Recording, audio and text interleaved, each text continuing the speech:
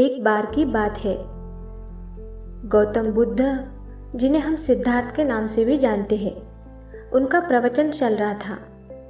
एक व्यक्ति हर रोज प्रवचन सुनने आता था।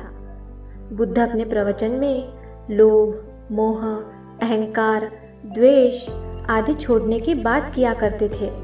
एक दिन वह व्यक्ति गौतम बुद्ध के पास आकर बोला, बुद्ध जी, मैं 1 महीने से लगातार आपका प्रवचन सुन रहा हूँ, परंतु मुझ पर उसका कोई असर ही नहीं हो रहा है। क्या मुझ में कोई कमी है या उसका कोई कारण है? तब बुद्ध ने उस व्यक्ति से पूछा, तुम कहाँ रहते हो? उसने उत्तर दिया, श्रावस्ती। बुद्ध ने फिर पूछा, तुम श्रावस्ती अपने गांव कैसे जाते हो? उस व्यक्ति ने उत्तर दिया, कभी बैलगाड़ी से या कभी घोड़े पर या कभी पैदल भी जाता हूँ। बुद्ध ने फिर उस व्यक्ति से प्रश्न किया, तुम्हें श्रावस्ती पहुँचने में कितना समय लगता है?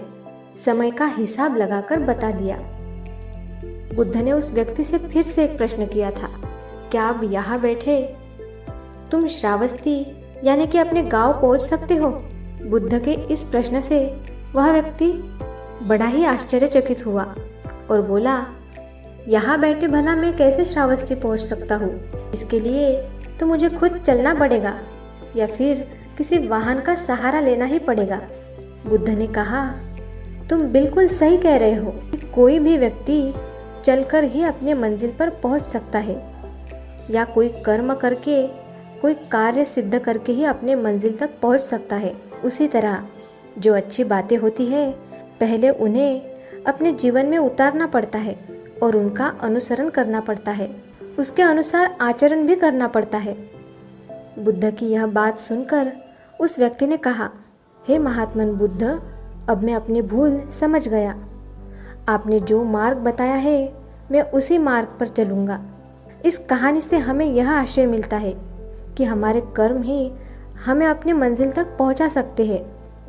अगर कर्म करोगे तो मंजिल तक पहुँचना बड़ा ही आसान हो जाएगा और जीवन में सफलता प्राप्त कर सकोगे।